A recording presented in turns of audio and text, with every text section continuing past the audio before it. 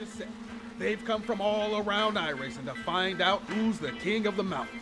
It's time to meet your 2023 IROC drivers.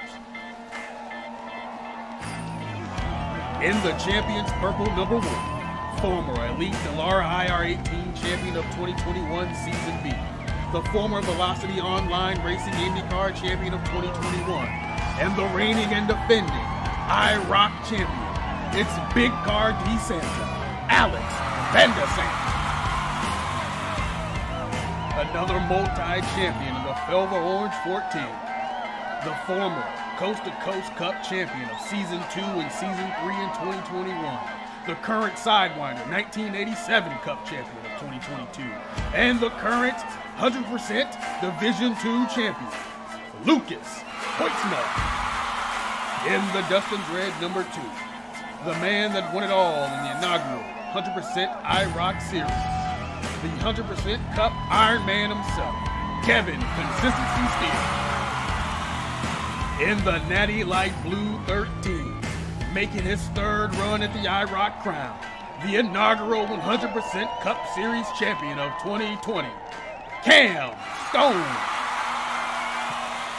And in the Jimmy Strong Gold number 3, a jack of all trades, the Bootleg Racing League Classic Cup Late Model, Tour Modified, and Super Late Model champion of 2022, J.R. Shepard.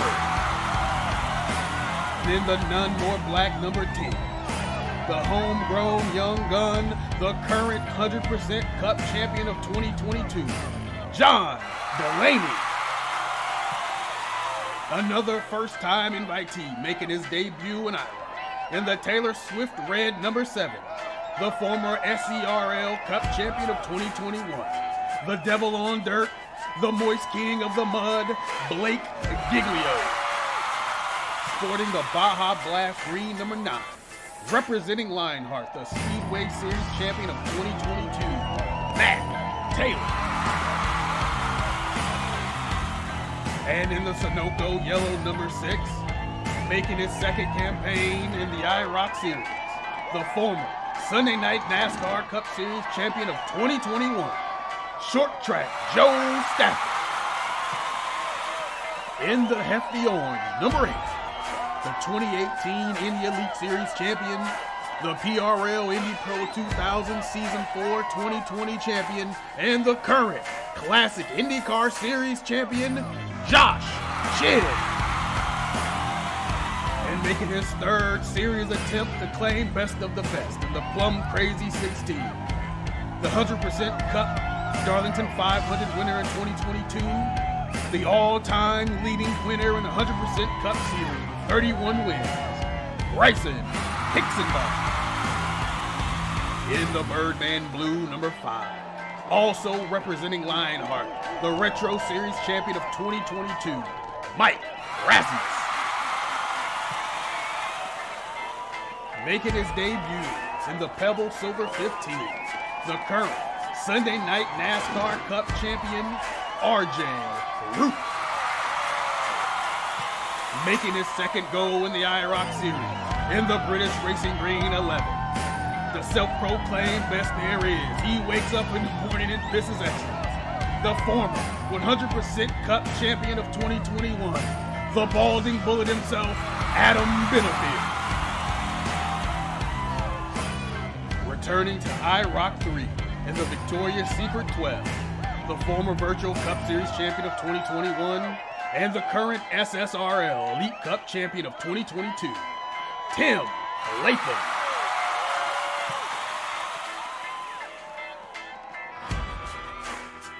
Ladies and gentlemen, your Invitational Race of Champions Series 3 grid.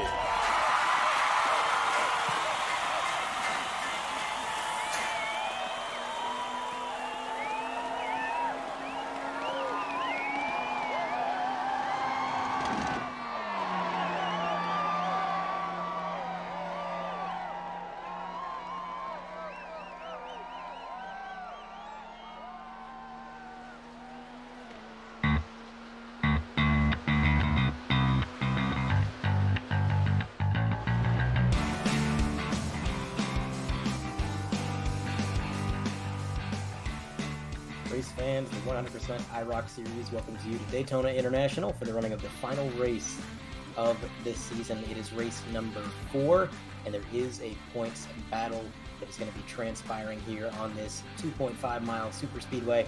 I'm Andre Graham-Bush, joined alongside Cody Bird, and of course producer Carlos Costa, pushing the buttons, bringing all the action to TVs and computers.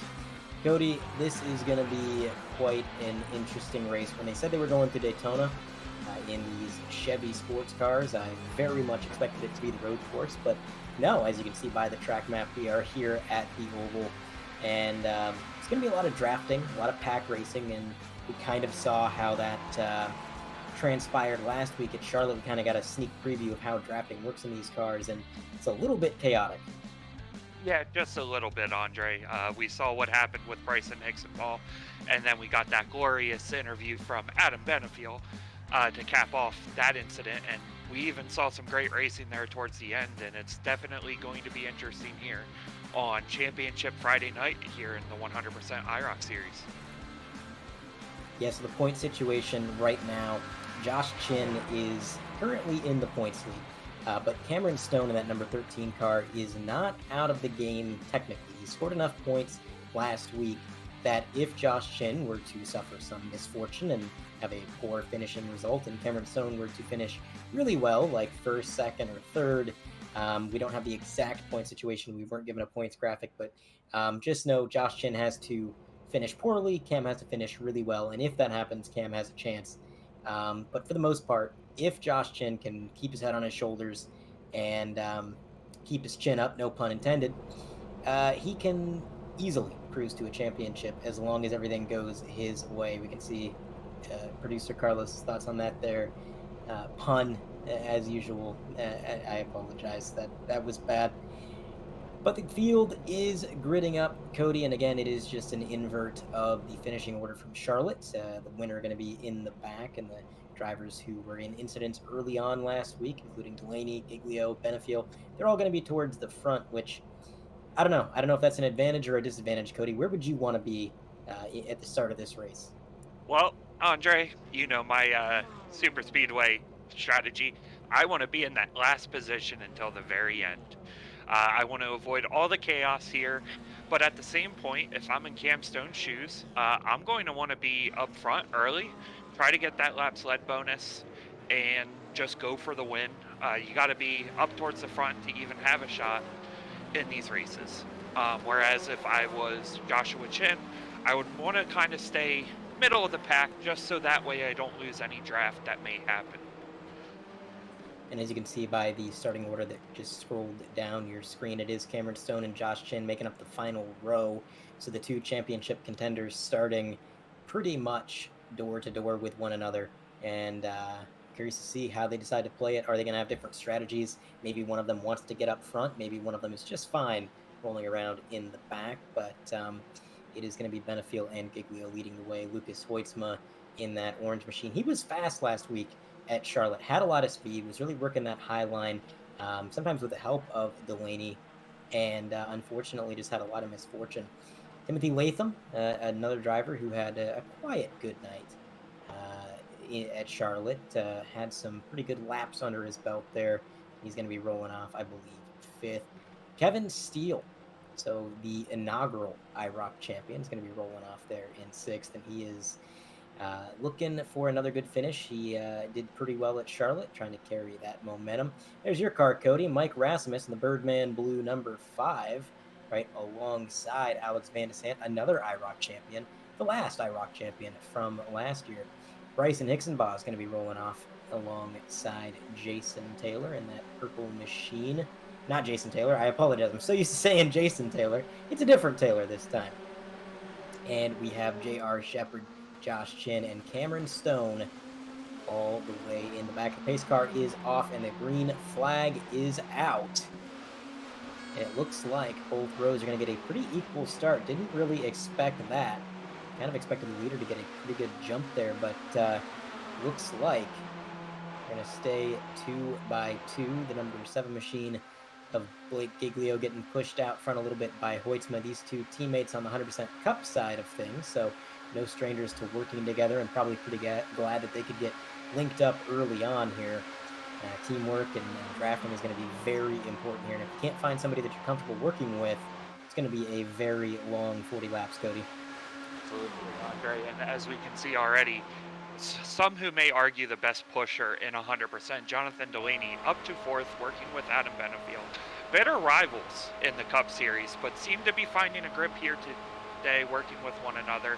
And Kevin Steele right behind John. All three of them very good super speedway racers and are looking for a way to win here today, Andre. And so far, very uniform in these two lines, but we are seeing some aggressive bump drafting, which I'm a little surprised to see this early on, being the final race of the year. There's a lot on the line, and we know how squirrely these cars can get. We saw numerous wrecks caused by bump drafting gone awry at Charlotte, and now just down that back straightaway, the camera angle that Carlos gave us was pretty good for showing us just how these cars were dancing around as they're being pushed, and they're just working the wheel, sawing on that thing to keep it straight. But I mean, just like we said at Charlotte, Cody, you can only tempt fate for so long before eventually one of these shoves is going to go wrong. Yeah, Andre, and with bump drafting, it's a very, trying to find the right words, it's a give and take, I guess is the best way to say that. It's, you got to make sure to take that bump, and you got to understand the driver giving it. They're all trying to get to the front. They're all trying to lead some laps because don't forget about the bonus points with all that going on. And it's important for these drivers who may see themselves towards the back of the field trying to gain some extra points. I mean, something else to consider here too, Bryson Hixenbaugh has a chance at finishing fourth in a championship once again, Andre. Man, oh man, fourth place Bryson. That would be something if that happens. It seems like that is his position, his favorite position. Or maybe least favorite, depending on how you look at it, but we'll see exactly how that shakes out. I am noticing, if you look at the running order, and we do have some Josh Chin fans in chat. Brandon Mulch says, let's go, Chin.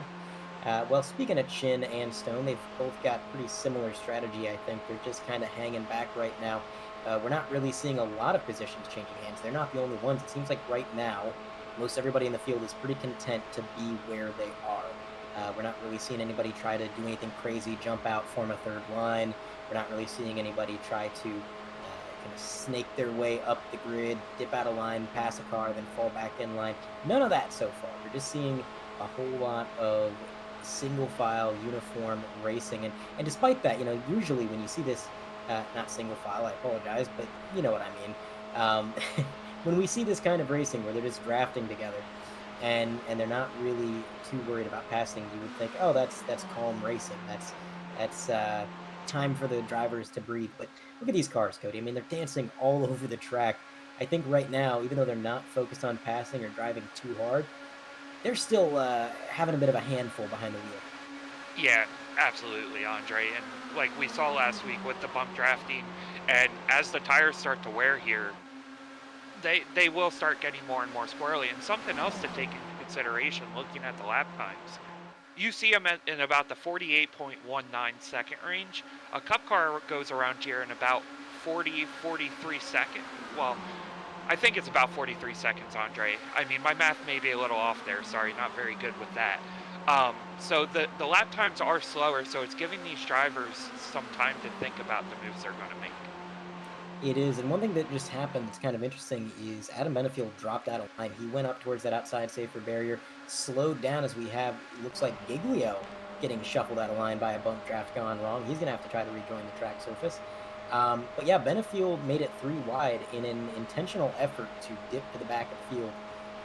He is no stranger to getting bump drafted straight into a wreck. That happened to him last week at Charlotte, so I think he was probably up front. He felt that things were going to get a little bit chaotic and said, you know what, I actually want to be there at the end of this race, so I'm going to take it easy. And when he did that, it shuffled the field all up. That uniform double wide, 2 wide racing that we had is gone. We've got sort of a lead pack and then a pack behind those guys, and they're kind of shuffling back and forth between single file and 2 wide. Not really as collected as they once were. Well, Andre, and something else to look at now. Before what just happened, Huisma jumped up to the top line and took the momentum away from Bryson and Cam. And last week, you may remember, they were working together. Cam was the pusher on Bryson, and it caused an accident. but these guys have worked together in the past very successfully at these super speedway races, and they know how to work together to a point to get to the front. Now, of course, with that happening, as you can see, they are now back in front of Cam is in front of Bryson again. They're going to make an effort here to go towards the lead and try to get in front of Jonathan Delaney. Yeah, Cameron Stone definitely, I think his patience kind of ran out there. Chin still happy to be back there in 10th. He's just kind of watching these guys, seeing what they're doing. Cam Stone said, you know what, nah, we're gonna drive up through the field. We got hooked up with Hicksonbaugh, no strangers to working with each other once again, and it took him all the way to the lead. So remember, Cameron Stone has to win, and I believe that Josh Chin has to finish worse than 8th. I believe that's the point situation, but look at this. We've got an incident on the track. That is half the field involved. The number 16 flying through the air into the infield. Oh, and then more contact. I believe that may have been the number 1 machine of Van de Sant getting into one of the wrecked cars there. That was a lot of carnage here on lap 8. I'm not even sure who all was involved. We'll take a look at a 3-wide TV replay here. Again, this was the fear. This is what we all knew was going to happen sooner or later, but just a shove to Bryson Hicksonbaugh puts Hoytsma in the wall, and from there, everything goes crazy. A few drivers, including Kevin Steele, driving through the infield grass to avoid it, and honestly, making the right call, I would say. But again, another look at it. I want to see exactly how far in the air this 16 got. I mean, look at this hit from Taylor up into the air. He may have actually flipped. Yeah, I believe he is upside down, just at the bottom of the frame, whereas the gold machine, number 7, Blake Giglio, also involved, go on board. And it is a tuck and a roll for Bryson Hicksonbaugh. It's never fun to be flying through the air, Andre, at Daytona. No, and when he saw that death wiggle in front of him, I think he knew that was it. That was just a push too hard to Blake Giglio, and flipping up onto his roof, and then right there, Van de Sant, as I thought, ripping the front end off his car. Here's a different angle of it. So it looks like Bryson actually may have got a shove from Van de Sant, which then gave him a misaligned push into Lucas Hoytsma. And Hoytsma fishtailing it, doing everything he can to try to gather that machine back up, but unfortunately, the outside safer barrier doesn't play favorites. So he's into Steele, into Taylor, up and over. That may be the first proper flip that we've seen this year. That's a nasty, nasty wreck, Andre. Yeah, the number 8, Josh Chin, just sneaking by. He should be unscathed. And this is good for Josh. If he got through this, which I believe he did, we're going to take a look at his perspective coming through this wreck. This is good for him because now there's a whole lot of cars that are DNF'd out of this race. He will be guaranteed to finish in front of them and thus claim the points. Look at this. Oh my goodness. Shepard in that gold number 3, missing him by inches as chaos breaks out in front of him. Let's go to the onboard for Josh Chin. What a move this was. What a piece of driving. Oh my goodness. Oh man, you are that close to disaster, but he survives it. And again, very good for Josh Chin in the point situation. Very bad for a lot of those drivers involved. Absolutely, Andre. And something else, that's a you-know-what quenched moment right there for the championship. And like you just mentioned, we're looking at a potentially 6 cars out of this race already. That bodes very well for Joshua Chin, and now he's in the middle of the field, looking to capitalize on what just happened. And I mean, look at all these drivers that are more or less DNF'd. You've got Hicksonbaugh, Van de Sant, Taylor, all in the pits. And you have other drivers with damage. I believe Kevin Steele may have got a little bit of damage from that wreck. He's still on track, but he may be a little bit off pace. So, interesting events transpiring here. And when you look at the Josh Chin perspective in that wreck, I kind of find it funny because this Chevy sports car does have the rear view camera right there on the dash. We saw it when we went to the roll cage cam for Bryson. So you know that Josh saw that gold car inching closer to him in that camera, and he was probably white knuckling that steering wheel, but was able to avoid it. And this field's looking a little bit smaller now, Cody. Yeah, just a tad bit here, and now it's going to be interesting to see, like, we're starting to see drivers that we haven't really seen up towards the front this year in the IROC Series, such as Mike Rasmus, Blake Giglio, and even Adam Benefiel hasn't had a IROC Series to remember this year. And it's going to be interesting to see what these drivers can do, who has damage, who doesn't, and how the rest of this race is going to play out, Andre. Yeah, Benefiel is probably feeling a little bit better about his chances in this race, just knowing that the field's been cut down a little bit, and he survived that initial chaos. Of course, every bit of attrition, every car that is taken out of the race means that wrecks will become less and less likely as the field thins. So, if he was playing it safe, then it's working out thus far. But green flag flies. John Delaney still on the point. Now you got Kevin Steele in that possibly damaged car up on that top line in the number 2. We're going to see how off pace he is, if at all. He does drop back many, many car lengths from the leader. He has dropped 4 positions now, and it seems like he is only continuing to go backwards. And there's another wreck! Cameron Stone above the catch fence, over the Sunoco sign, slamming back down onto the ground. His points championship hopes are eliminated, and so is his spinal structure after that, I would imagine. Yeah, he took off just like the Apollo missions that you could probably see if they were still launching them from the background. He got up there above the billboards on the backstretch, Andre. I have never seen that happen. I got to see exactly what kicked this off. We got Cameron Stone in second. I was more focused on watching Kevin Steele to see how off base he was, but it looks like Chin and Stone just came together. Another bump draft gone awry. And then Cameron Stone, well, I've heard of skipping stones before. That's taking it to another level. Yeah, okay, giving me false hope there, Carlos. Okay. Yeah, and the field dwindles even more here now, Andre. I would want to say there's maybe 4 drivers here without damage. And you can see here, Cam sees a gap, and it just closed up way too quick, Andre. Yeah, I gotta wonder if Cam actually didn't turn up into Chin. Not up, but turn into Chin there.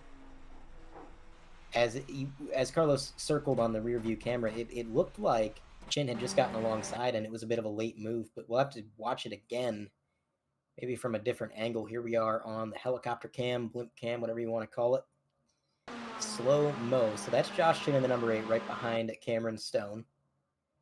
Now, Josh Chin's going to go up to the high side here, and he is just going to get a fender. And you know what? You know what, Cody? That may have been netcode. I don't think there was any actual contact made there, but Kevin Steele, as well as your car there, Cody Rasmus, the Birdman Blue number 5, involved in that. And I can't get over how much air Cameron Stone caught right there. Yeah, something about the 13 and the Birdman Blue at super speedway style races just don't go together, Andre. I think that's the best way to put that. Josh Chin taking a number of hits himself, not to be discredited. I know Cameron Stone's drastic impact kind of took the spotlight, but man, oh man, Josh Chin took a few whoppers of hits there. There we go. Carlos is just fixing up that spoiler for him with a wing. There we go. That's all he needs. 3D printer. We'll get that car fixed up. Looks like the car's still operational, but after those hits, I can't imagine he has any speed. Pit road looking like a truck stop over here. Over half the field, as Carlos has pointed out, is in the pits. Only cars on track right now are Shepard, Benefiel, Latham, Giglio, and Delaney. Everybody else is either out of the race or on pit road. We have a total of 5 cars without significant damage, Andre. This is going to be like I believe it was the 2020 Clash where there was 4 guys left in the field, if I remember right. And yes, the battered cars and all that, we may see a car with no hood end up winning this rate. If I could speak today, this race, Andre. Tyler in chat says, "No, I never," or whatever DW says. "Have you ever?" No, I've never. That was something. I don't think I've ever seen a Chevy sports car become an airplane by any means. So, GT cars taken to the skies. That's a new one. Adam Benefiel in the chat says, "Still alive." Woo! He is still alive. One of the few to survive this chaos. And you know what? The more we think about it, Cody, I think that early move that Benefiel made, drop into the back of the field, that's looking like a smarter and smarter decision every lap, Cody. I agree, Andre, and this is why my strategy riding in the back. Hey, I may lose the draft on occasions, but it's the smart play because then you can be alive at the end and have a fighting chance as we see the Birdman blue car come back out onto track. That's my sentimental favorite here today, Andre. And if you look at the scoring and timing, he's not the only one. Van de Sant, Steele, and Hoytsma are actually back out on the circuit. Hoytsma, involved in the first incident, is just now coming back around. So that's interesting to see. Is Van de Sant, Rasmus, Steele, Hoytsma, all these guys just trying to get caught up here. And behind them, you've got Chin still in the pits. You got Taylor, Hickenboss, Stone. I believe those guys are done. I don't think you're going to see them back out on the track short of a miracle, which potentially may lock this in for Josh Chin, because I believe Cameron Stone was the only driver close enough in points to actually surpass him for the championship. And now Josh Chin is pretty much guaranteed to finish in front of him. In fact, speaking of Cameron Stone, as the green flag flies and John Delaney battles with Blake Iglio with the help of Adam Benefiel, we do have Cameron Stone at the infield care center. Let's bring him up. Cameron Stone, you got a copy? Yes, sir. Well, Cam, it was a short-lived run at caution. You got to the back straightaway. You and Chin got together. Tell me a little bit about it. Yeah, I mean, I was just trying to push John and get clear and try to get around him and lead some laps and gain as many points as possible. I was looking at the points. I'm probably about the only guy that can catch Chin at this point, and yeah, I mean, it's kind of disheartening that, you know, if he's the guy I'm gonna pass in points, that he's the one that ends up taking me out here. And I'm not sure if he's, you know, trying to side draft or what, but I don't, you know, he called it net code when I said something to him, but I don't know. I just kind of feels like he's kind of scared of the greatest driver in 100% history trying to, you know, win an IROC championship. And you know, great for him, you know, winning the first 2 races of the year, but as soon as I try to put some pressure on him, he bitches out and tries to wreck somebody. So I'll take too kindly to a guy that's a photographer from a IROC Series team coming in here and just shitting up the show here in the last race for the last guy. Only guy that can kind of catch him in points. You know, he's out here running laps and I got 45 minutes of required repairs. So, you know, that's just how iRacing goes sometimes.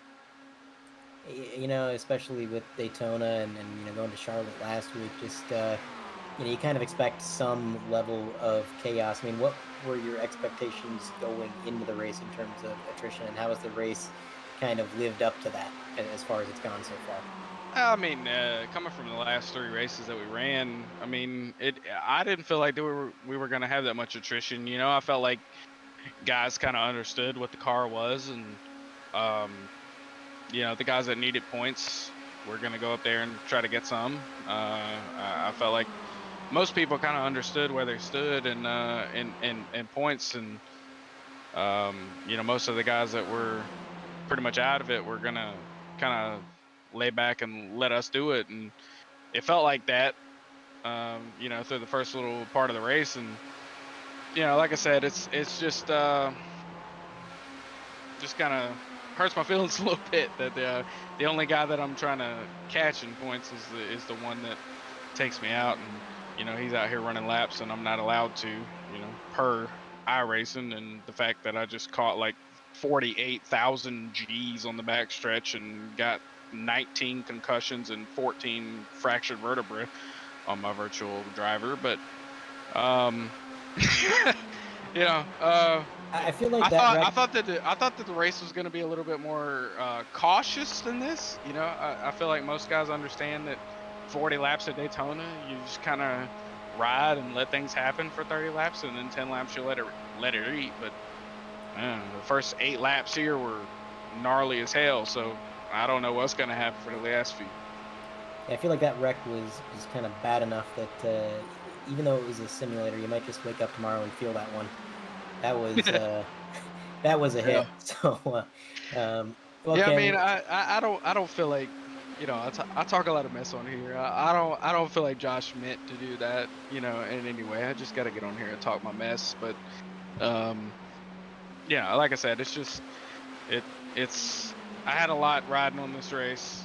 I was the only guy that could catch him in points, really, and I had to lead a bunch of laps and basically win the race and hope that he didn't have a good one. And you know, the way the wrecks were panning out early on here, that could have been a possibility, but ended up being one of the early ones. So I'm just kind of sitting here.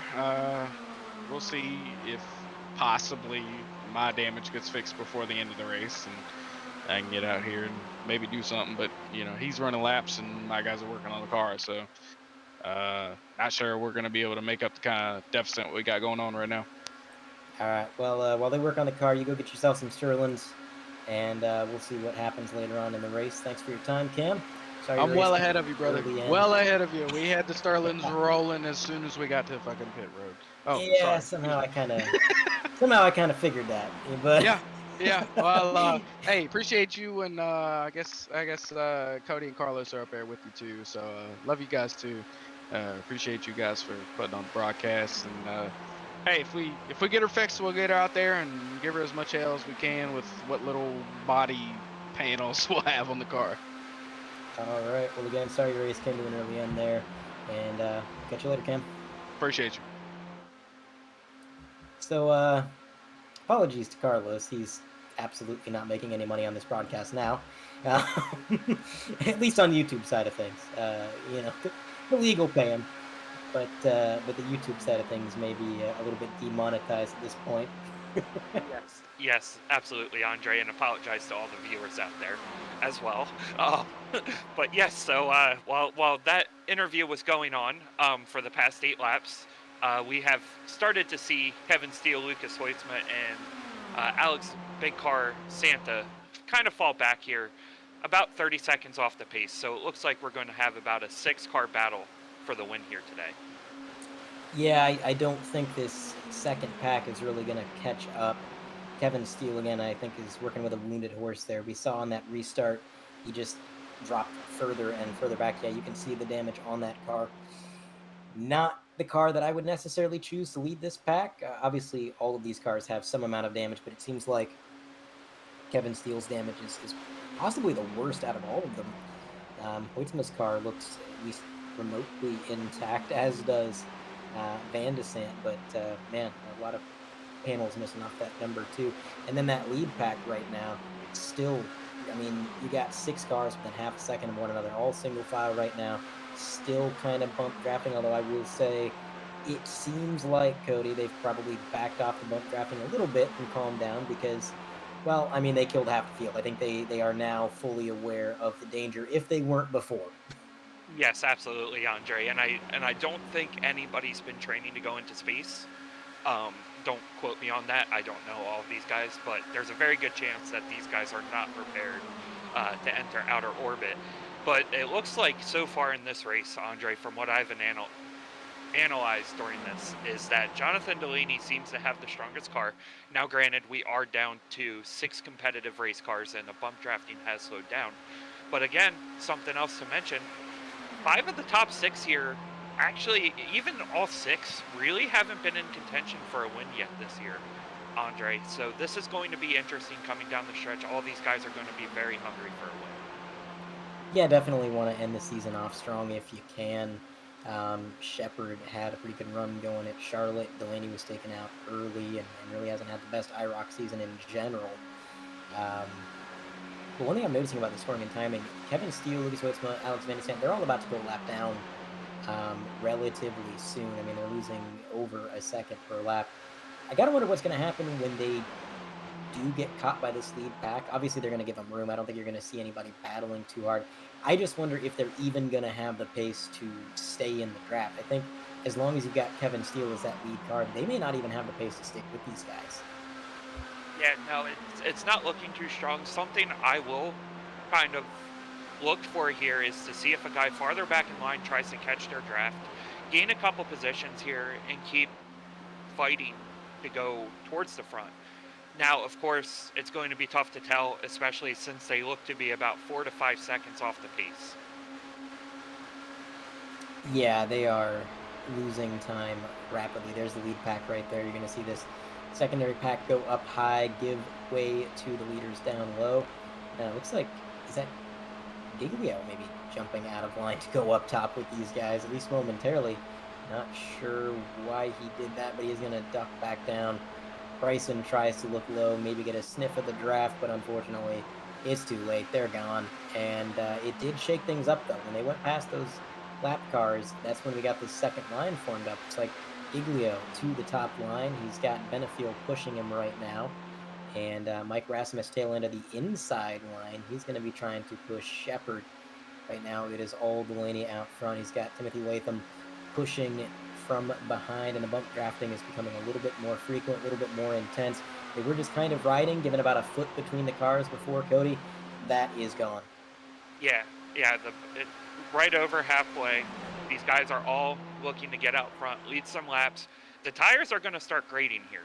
Now, I know little Cody Bird cheese grater in the background showing the fans all the tires and how they're falling off. But at the same point, thank you, Carlos, with this wonderful meme there. And it's just going to show that these guys are all hungry. They all are looking for ways how long it's going to take to get back to the front, even right now with how hard of pushing and everything that they can do. Yeah, time will tell. Also, want to say hi to Lionheart Racing Series in the chat. They got a couple of drivers from their league here in IROC, and they've been very active in chat all year. They've been having a good time tuning into 3 Wide, so thanks for tuning in all season long, and hopefully you've enjoyed the races. But man, oh man, a lot of attrition early on. Lionheart even mentioned, tuned in earlier and saw some big ones. Yes, you did. Anyone watching earlier definitely saw some big ones. I don't think, I think the last time I saw cars get upside down in IROC would have been maybe season 2, and it was like the second race, I believe. So it's been a while, and here we've had 2 complete flips here at Daytona, which, high speeds, bump drafting. You expect a little bit of chaos, but things definitely got crazier than expected. We single filed back out, Cody, and it looks like the field is starting to kind of stretch a bit, and I gotta wonder if they're not setting themselves up to sort of accordion back together and maybe try to get some runs for the leader. Yeah, that's what I was just about to mention, Andre. It seems like these guys are trying to build that run, trying to see what the draft is like in these cars. Now, we saw it last week. It did seem like it would catch up pretty quick. From what I understand, again, this was Dan Fields telling us this number, Andre, and we all know we can't trust him. It's about 1.8 seconds. Now, we will see if that is actually the case, but it seems like, especially at Daytona, it seems to be more forgivable. Is that a word, Andre? For these guys to catch back the field. I think you were looking for forgiving, but we'll forgive that. That is forgivable. Thank you, Andre. Now that we're done with all the F words, well, not all of them. There's a few that Cam said on broadcast, but I can't. We do have the 2 leaders working really well together. I've noticed this the last few laps, Cody. Timothy Latham is really working hard to push John Delaney out in front of the rest of this lead pack. And one thing that I've kind of keyed into here is that they're not really getting too squirrely. I've not seen John's car dancing around on the straightaway like we were earlier. So whatever these 2 guys are doing, I think they've figured out bump drafting pretty well. That's going to be a huge advantage when it comes to playing defense to these guys out back. Yeah, again, like I've mentioned in the past, we've seen Jonathan Delaney be able to block both lanes at a super speedway and give the massive bumps when needed. Just not too long ago, season 3 of 100% Cup Series, we saw John give a massive bump to Sean O'Brien Jr. So he knows what to do at the right time to get out in the front and stay out in front when it comes time. Yeah, unless it's the Roval and there's a toe link to be broken, in which case, Delaney maybe doesn't know too much about staying out front. But hey, I might just still be salty about that race because I talked him up so much. I said that this is a new John Delaney. This is not the kind of John that's going to make silly mistakes. And then he breaks his car for no reason out of the lead. And I'm still salty about that. So we'll see what John can do. Latham is doing a heck of a job pushing, like I said. In all seriousness, these two are working really well together. And I like what Shepard's doing in third as well. He's not pushing the issue. There's one thing you never want to do, and it's something that a lot of stock car racers know, but something you may not think about if you come from another discipline. You don't push the pusher.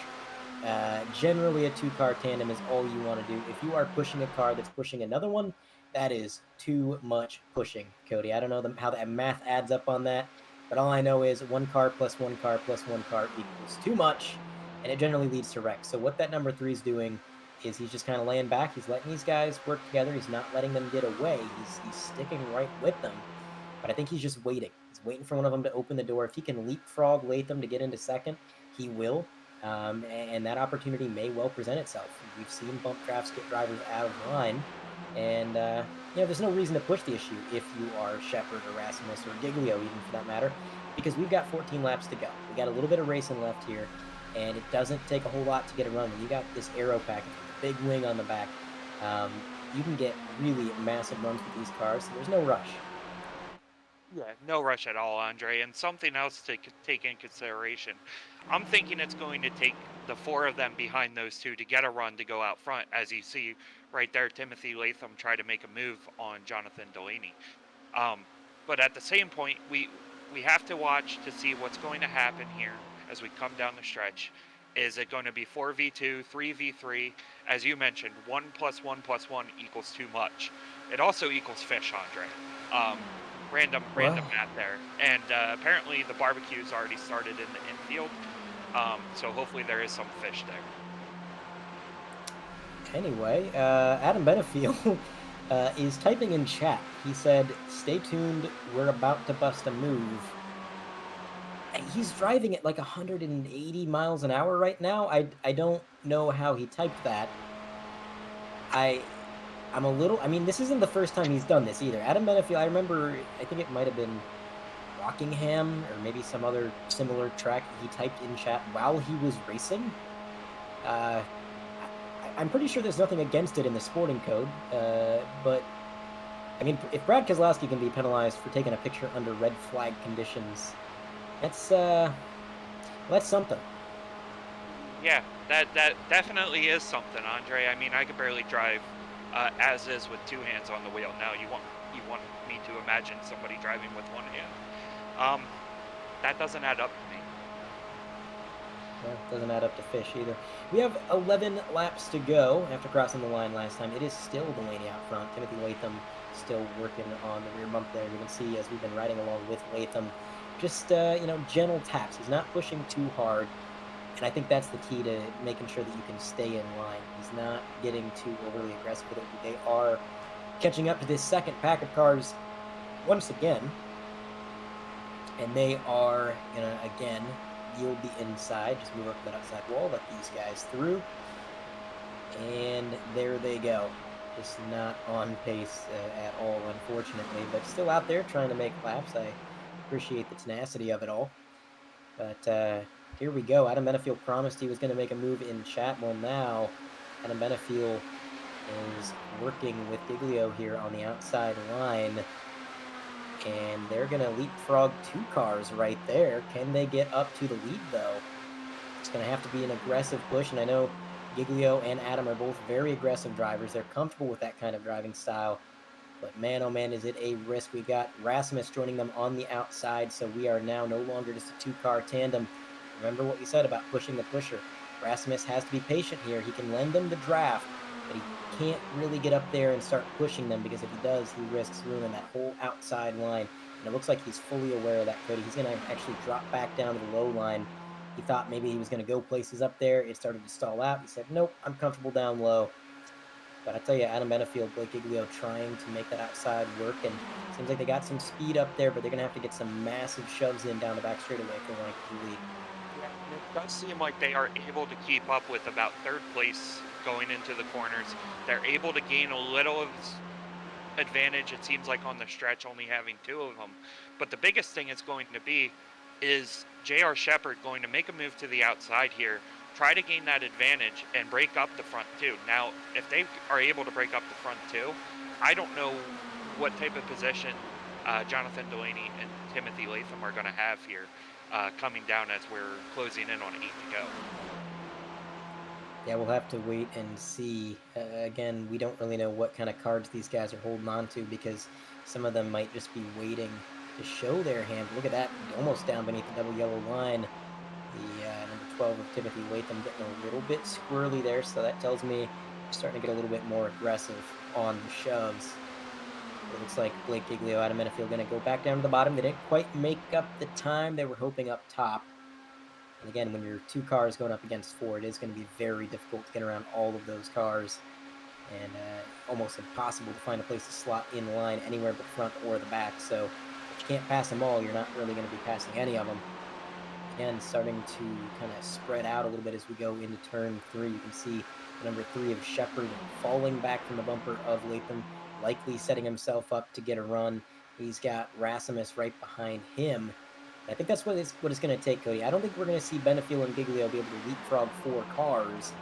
But if we had Shepard and Rasmus falling back, working together, and tandeming past the leaders, they could very easily get enough momentum to take the lead for themselves. But it's going to have to be timed perfectly, and it's going to have to be executed perfectly. I mean, again, one inch in either direction with these bumpers, with how pointed they are, and we're going to see another Cam Stone situation. So, like I mentioned, we don't want to see anybody else go to outer space. As you can see, Blake Giglio and Adam Benefield making a move on the outside. Again, trying to gain some type of advantage, trying to break up these 2 that are right behind Jonathan Delaney and Timothy Latham. Trying to see what's out there and if they can get anybody else to go with them. I'm thinking it's going to take, Andre, is one guy to break up that pack, specifically J.R. Shepard, and then Jonathan Delaney's going to be a sitting duck here at Daytona. And one thing that Benefield going back to the outside with Giglio is doing is it's actually making life a little bit more difficult for Rasmus and Shepard, because now, even if they link up, they can't really dart to the outside and make any abrupt moves to try to pass the leaders, because now there's cars up there. There's going to be contact. So Benefield and Giglio are kind of locking these guys in and kind of keeping them pinched down into their lane. And that is not what you want to see if you're the number 3 or the number 5. So 6 to go. It's going to be 5 at the line. Not a whole lot of racing left. Again, these IROC races are notoriously short. So if anybody's going to figure anything out to get around Delaney, it is going to have to be somewhat soon, as Giglio and Benefield dip back down to the bottom. Rasmus still in 4th. Now these guys have the top lane open again. We'll see. Does the number 3 try to drop back a little bit, set himself up for a run? Not quite in turns 1 and 2. Looks like they're going to stick to the bumper. But again, coming up on some lapped cars, but this time no longer in a uniform pack. I believe that is Josh Chin on his own. Again, to the outside goes Giglio. Very sketchy move right there. Looked like the number 12 may have actually gotten a little bit loose. Yeah, it absolutely did, Andre. And something else that I've been thinking here, do you want to make your move on the last lap or 2 to go, Andre? I'm thinking 2 to go. You want to catch them guessing a little. When are they going to make a move? And the last lap is always a time that you see it. Now, me personally, I would try to get 2 to go. Try to jump to that inside lane after you pass John and go for the win. Obviously, I think a lot of these drivers would want to get up to the lead as soon as possible if they were confident that they could hold it. But, it's just like Brandon Walters said in chat there. You don't want to be the leader on the start of the last lap, T-Type. And that is very true. If you're the leader on the last lap, you've got everybody behind you that knows that checkered flag is in sight. and they're going to do everything they can to either shove you out of the way or try to get a run on you. Things are going to get chaotic, and essentially, if you are that lead car at the drop of the white flag, you're going to be a target. So it could get a little bit scary if you're a John Delaney, if you're still leading at the drop of the white. But at the same time, you know, for these guys in the back, if they wait until the very last lap to make their move, maybe they don't get the run in time. Maybe they don't make the move, because really at that point you've got one shot, one chance to make it happen.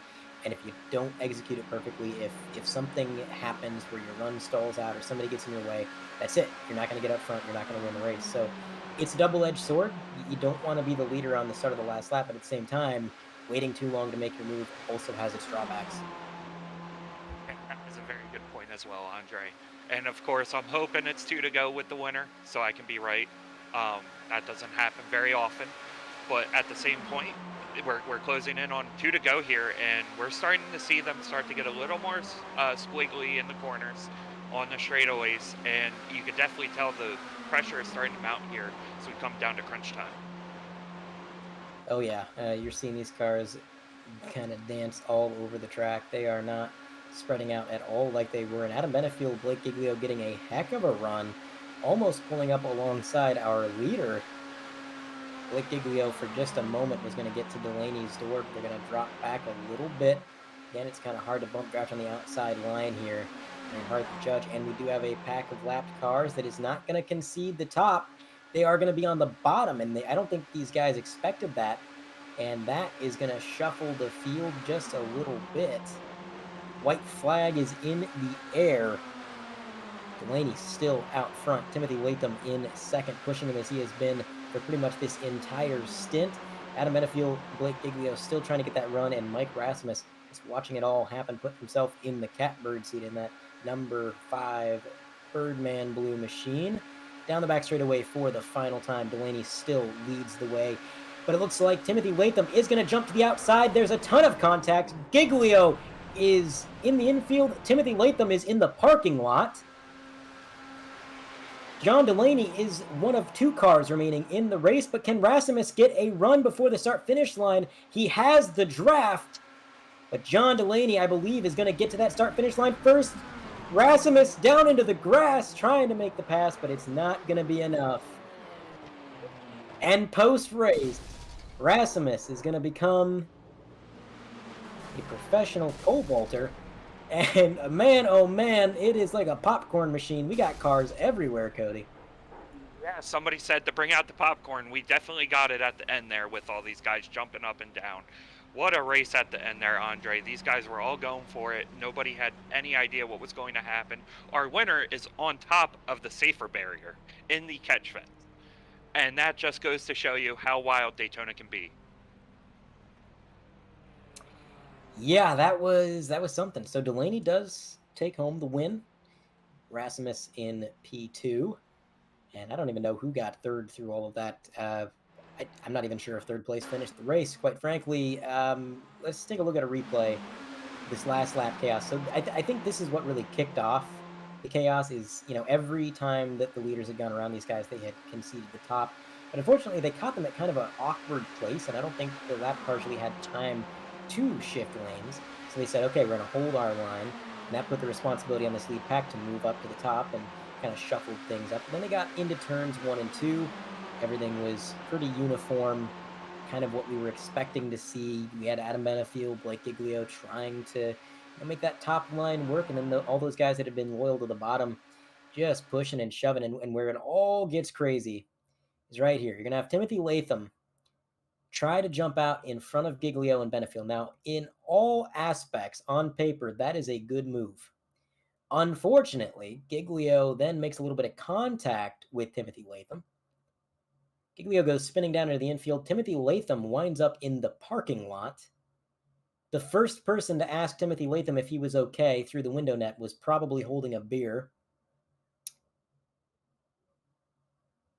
And it looks like the number 3 was able to get going. I think Giglio may have gotten third because he got back out on the pavement. No, look at this. Contact from the number 3, the number 7 down on the apron. So it's going to be Giglio, I believe, that took third. I believe so, Andre. And then- Rasimus nearly making it happen, Cody, in the grass. In the grass, Rasimus. And then just absolute. Just springboarded. I mean, he's gone. Yeah, I don't know if these cars are going to be reused next year or if we're getting a newer model of these. But these guys went out there and said YOLO with these, and they're not too worried about the team owner's budget back at home. Yeah, it's a good thing this is just a 4-race season and that they're done for the year. These cars are maybe not going to Dale Jr.'s graveyard, but well, the drivers inside of them might be. I don't know. Yeah, they may be getting dumped in the lake here today. So here is your official finishing results through all the fireworks. There are other drivers that participated. John Delaney takes home the win. Mike Rasmus second. Guglio third. J.R. Shepard going to be fourth, just barely. Adam Benefield with a top 5, and we are going to have Timothy Latham in 6th, Kevin Steele 7th, Lucas Hoitzma P8, Alex Vandesant P9, Josh Chin, I believe, taking home the championship for the year in IROC, is going to finish 10th, right ahead of rival Cameron Stone in 11th. And we had a few more cars back there that the graphic went away, so I apologize. But we do have some interviews lined up. Oh, the graphic is back. It was Bryce Nixonbaugh, Matt Taylor, and Joe Stafford not starting the race, unfortunately. And then race control. Shout out to Damaris. I feel like this was maybe not the easiest race to be race control for, so I'm sure he's got his hands full up in the tower. But anywho, let's get into some interviews. We're going to start out with third place Blake Giglio. See what he's got to say. Blake Giglio, you got a copy? What's going on? Well, Blake, that was, I want to say eventful, but I feel like that's an understatement. A wild race out there at Daytona, and I don't think anybody expected anything different when you take the Chevrolet to Daytona, and you know how pointed these bumpers are. Things get a little bit crazy, but in a wild finish, you slid through the infield a time or two and brought it home in third on the podium. What was your perspective on this race? Yeah, that was crazy. Ever since the start, a couple big wrecks there at the start of the race, which I don't know how I missed either of those, but we missed both of those. And at that point, it was just trying to build runs, single file. Can't really do much. I was trying to do anything I could really for me and Adam to get up front, but it's what it is, and I'll be happy to take third. Now, I noticed early in the race you were working with Lucas Hoitzma, who, of course, is your teammate over on the 100% Cup Series side of things. How important was teamwork and sort of having somebody you could trust in a race like this? I mean, the bump drafting was difficult as it is, but did it make it any easier when you had maybe a friendly face that was kind of helping you out? Yeah, I think it definitely did. You could at least talk to him, see what's going on there with that, and we've worked together so much at plate tracks that it's almost kind of we know where we are, we know how it is, and at the end there I was relying on Adam, and I mean I felt pretty comfortable with Adam pushing me, so I guess that's good news with the IROC series is you have a lot of guys that can push and makes it fun. Absolutely. Well, again, thank you for your time, Blake. Before we let you go, is there anybody that you'd like to shout out or thank? Yeah, shout out to you guys for broadcasting this. You guys do a great job with that. Shout out to everybody here, 100%. M9 Sim Sport, Jake's Monster Shock Technology, Apex Auto Glass, WG Esports, East Racing, LMM on the Cup side, and everyone that's on here. All right. Well, we'll catch you later, Blake. Yeah, thank you. And that is third place out of the booth. I will hand second place over to you, Cody. Let's see what Mike Rasmus has to say about his exciting finish. Mike, this is Cody up in the booth. You got a copy? Yep. All right, Mike. So as Andre has mentioned, crazy race today. Walk us through everything up into that last lap. Yep. I was just riding around like I kind of usually do on super speedways, just holding the bottom, hanging out. I got caught up in one of those wrecks, and I think I had 6 minutes of optional damage that I didn't get fixed. So when we went back to green, I didn't know if the car would function or not, and it was fine. I couldn't tell if I had any speed damage or not, but I was just going to stay in line and see what happened. Absolute. Sorry, go ahead, Andre. Nope, you're good, Cody. Go ahead. All right. And so, of course, on that last lap, all calamity broke out there. And we saw you try to make that pass in the grass, coming to the checkered flag. What was going through your mind as you were doing that move? Were you like, okay, I'm going to finish second, just got to throw a Hail Mary here and see what happens? Yeah, pretty much. I thought, how do I have the most fun coming to the checkered here? I didn't have enough of a run to make a legitimate pass, so I thought I would throw it down on the grass and see what happened. Absolutely. Now, is there anybody you want to thank today for your 100% IROC Series race and everything else that you do on iRacing? This is just a great group. It's cool to get to race against some of these folks who I normally maybe wouldn't race against. Super fast drivers, and some of them are much faster than I am. So it's nice to be a part of this group and just have some fun. Absolutely, Mike, and thank you for coming out this year, and hopefully we'll see you again next year. All right, thanks a lot. And that was our second place finisher, and I'll pass off first in the championship presentation to you, Andre. All right, so we are going to bring up John Delaney first before we get to the IROC champion, being Joshua Chin. John Delaney, you got a copy? Yes, I do, Andre. Well, John, you led a lot of laps at the end, but most importantly, you led the one that mattered. But, I mean, just utter chaos breaking out behind you. What were those last few laps like from your point of view? Yeah, I don't know. I didn't know what to expect. I knew it was hard to get a run on the outside and actually make a pass. It really depended on who was pushing you, too, because some people were able to push well together, and they were able to get in contact with each other's bumpers well, and others, it just didn't work out as well. So I think it was Blake and Adam who were trying to work that outside lane, and Joe Stafford, Jimmy Latham, who was pushing me towards the end there. He kind of went up to block their run, and yeah, they all just wrecked. So when I saw that in my mirror, I was pretty happy. I was just focused on making sure Mike wouldn't get to me, and we were able to do that. And speaking of Mike, I mean, he got a big run through 3 and 4, up through the tri-oval, and he even dove it down into the grass to maybe try to get the edge and get ahead of you. He pulled alongside you, but he did not get the win. Did you think that he might actually be able to get that run, or were you pretty certain that there's just no way?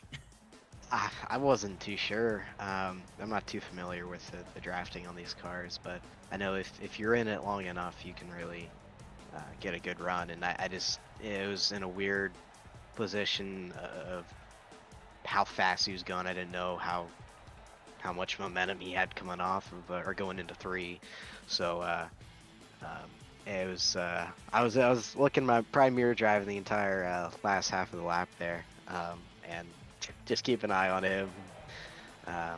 Yeah, then we got to the line, and you're smooth sailing. Yeah, the IROC Series obviously a little bit different from what you normally do. I would say most of what you do on iRacing is on the stock car side of things, and then here you're driving this GT car and at tracks that it was never really meant to go to. How did you feel about the IROC season? I mean, did you have fun? Was it kind of a different experience? I always have fun. It's nice having a switch up of all the intense pressure through the 100% regular 100% championship. So just to be able to kind of relax and enjoy racing with a bunch of guys that know what they're doing is really fun. And probably this last race was probably the most fun track for me. So I'm glad we were able to get a win. But I definitely didn't perform probably as well as we should have and could have. But all in all, we had fun, and that's what matters. All right, John. Well, congratulations on the win. Is there anybody that you'd like to thank? Yeah, you guys for broadcasting, Cody, Andre, and 3 White TV. Thank you guys. Damaris, Kevin, admins, 100%. Those guys do amazing work for this league. It's always fun. They put together one heck of a league. So shout out to those guys and everyone who raced this this IROC season. Had a blast. So that's it. All right. Well, thanks for your time, John. We're going to let you go celebrate. All right. Thank you, guys. That was the race winner. Now it is time for a word with our IROC champion, Joshua Chin. Let's see what he's got to say. Josh Chin, you got a copy? I do. Well, as many would have expected, you are walking away from Daytona the IROC champion. How does it feel? Oh, pretty good. Would have been nicer to actually have it race out and not have the early crash, but one of those things. It's such a slight touch, and these cars wreck hard when they wreck, so not really much you can do about it. Sucks to go like that. Me and Cam just talked. We're good. He was pissed off after, but he just needed the V8 and he's good. But yeah, it's nice to get the championship after the first two races and how those have gone. Absolutely, and you were so dominant throughout all four races. I mean, in every single event, you were a contender, if not the class of the field. How did you feel about this car this year? I mean, was this something that you felt was pretty much within your wheelhouse and you kind of felt comfortable driving, or did you have any experience with it prior, or was it just kind of clicking with you? I've had a little bit of GT experience in the past, not a ton, not so much with the vet, but I probably should, considering one of my team owners drives the vets. But yeah, I just kind of felt, especially Kansas, the Roval was a really nice combo. It just kind of naturally fit. And then the ovals, it was a lot of super speedway type experience kind of played in. It would have been nice to maybe have some more off throttle time at one of the tracks, but Indy, it worked out well for me. Charlotte was just surviving. I was pretty sick last week, and today was definitely a plate race. Oh yeah, a plate race indeed. Just a lot of attrition. And speaking of that, I want to go back to the first caution of the race. The incident that happened in the trial. Well, you had an incredible piece of driving. You had Cody and I pretty much with our jaws on our desks with that evasive maneuver you pulled. You had cars wrecking behind you. You had cars wrecking in front of you. You had cars wrecking to your outside. And somehow you got through it. Tell me a little bit about that wreck from your perspective. I had a little bit of a premonition through 4 that they were going to wreck. I saw 3 cars right on top of each other, and I didn't really like what I was seeing, and I was going to start backing out, and right about the time I did, they started getting turned up in front of me, and I was on the brakes before anyone even got turned, but I just happened to get lucky with that, and then was lucky to not get hit from behind when Adam spun out JR, so it worked out great. It was just kind of picking my way through. I knew I didn't have to really go super hard at it to get through, but I had to at least keep a little bit of speed to not get hit from behind or by any cars spinning down the track. Absolutely. Now, as an IROC champion now, you're pretty much guaranteed an invite every year that we do this series here for 100%. Is this something you'd want to do again in the future? Maybe any plans to return, maybe try to defend the title? I'll definitely be back if time allows. All right. Well, Josh, congratulations on the championship. I want to thank you for coming out every weekend, putting on a show for the fans, and being a part of this season. It was a lot of fun for us up in the booth, and hopefully it was fun for you guys on the track. But again, big congratulations, and thank you for your time. Thank you, guys. And that was your IROC champion, Josh Chin. Man, oh man, Cody, I think, you go to Daytona, you expect the unexpected, but I don't think I expected any of that. I think that's like you just mentioned, an understatement there, Andre. Even though it was after the finish, I believe everyone may have flown in the air at one point. So congratulations to all the drivers attaining their FAA license to fly. And tell you what, Andre, it makes me excited for the 100% series kicking off tomorrow. Yeah, speaking of that, the 100% Cup Series will be starting, as Cody said, tomorrow night with their Clash event at the Coliseum, and that'll be live right here on 3 Wide TV. So Carlos doing a bit of double duty here, a race tonight, race tomorrow, and Cody and I will be right back in the booth for that event as well, calling all the action. You're not going to want to miss that because the Coliseum, well, it's a short track. It is the the real life Dodge Raceway Stadium if you ever played the old NASCAR games, and it gets a little bit crazy at times. So it's going to be a lot of fun. I'm looking forward to it. I'm sure the drivers are too. Hopefully we'll catch you there on 3 Wide TV. And until then, catch you next time.